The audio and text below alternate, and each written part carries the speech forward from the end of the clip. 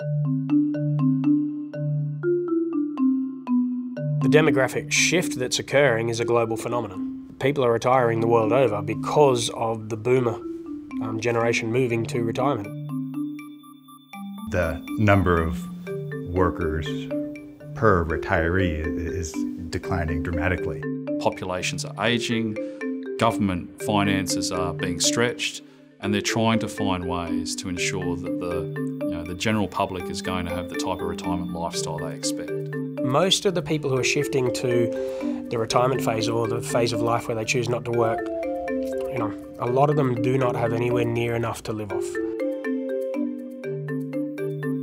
The retirement lifestyle that people experience is a big part of social cohesion. So ensuring people's expectations and retirement lifestyles is met is going to be important. In some other countries I've worked, such as Greece or Japan or Taiwan, they've got very, very serious cost pressures on sustainability because of that longevity combined with the falling birth rate. The systems have to maintain a level of sustainability, otherwise you get yourself into a position where you risk economic and social collapse. And Greece is obviously the best worst example of the outcomes and consequences. The pace of change in retirement is such that it's almost as if each generation is their own microcosm. I think the big challenge we've got is that you've got very little to go on. When you're 40 or 50, it's still quite hard to imagine yourself at 70 or 80. That's somebody else, it's not you. So a generation ago, we were in a world where essentially everything was on the employers. We're now swinging to the opposite extreme, where all the risks are transferring to the individual. I think we have to accept that there's a limit to which your average person understands how to deploy a potentially large amount of money at retirement age. People are going to blow their money or run out of money and rely on the next generation to look after them. That's why I think that there's an obligation on the authorities to take that risk away from the individual. And it might come across as dictatorial, but you wouldn't allow an individual to opt out of third-party insurance to drive a car.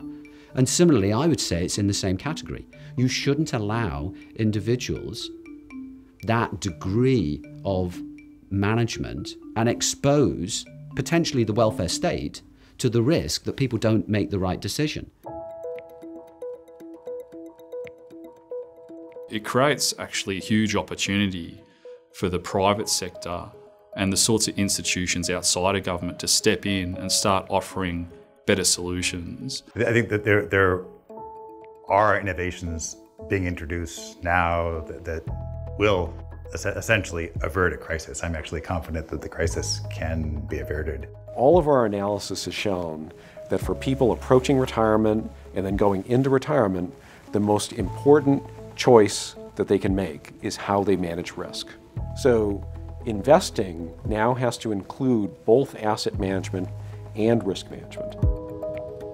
What people may call a retirement crisis is really part of a bigger issue of allocation of wealth and distribution of wealth.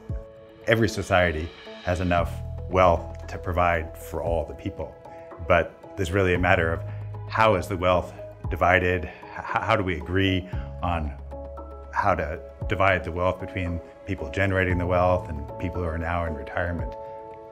The division between work and retirement is much more blurry than ever it was before. Many more people go on working longer, and I think we're all going to have to be more flexible, but it is inevitable if we're having fewer kids, then the working age population that's going to fund retirement has got to be bigger, and the only way you do that is working longer. We need attitudes to change to older workers.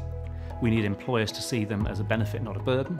And the other crucial thing is we need to make career changes feasible.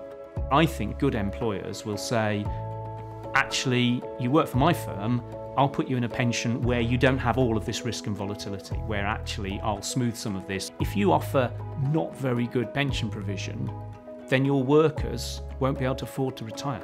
I think what's important is that we actually take the time to look at what other countries have done and what works and what doesn't work. There are lessons from almost every retirement system around the globe that other systems can adopt or look at and ultimately integrate into their own. You've got Two interesting examples of governments that have stepped up and looked to do something. Singapore has a very robust central provident fund. People contribute to that. You've got Hong Kong, which is mandatory employer-sponsored, classic defined contribution. Any country that has tackled this issue, that has forced people to save, is reaping benefits in the longer term. I mean, if you go to a place like Singapore, where they've actually done a better job than Australia, you look at the size of Singapore's population, their natural resources, they're a place that bats way above their weight.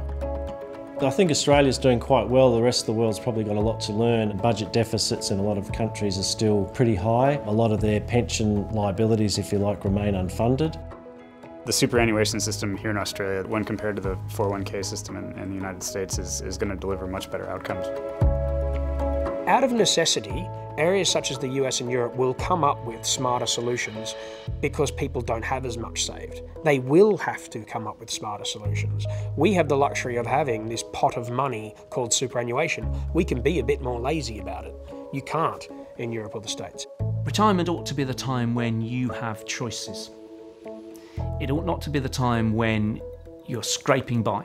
One of the main reasons why at Lonsec we joined up with Milliman is because they give us the global presence and global know-how in retirement. We can have that dialogue and share the experience that we have in different markets to try and learn what approaches are working, which ones might be valuable in the markets that we're currently in, and how you might adapt them.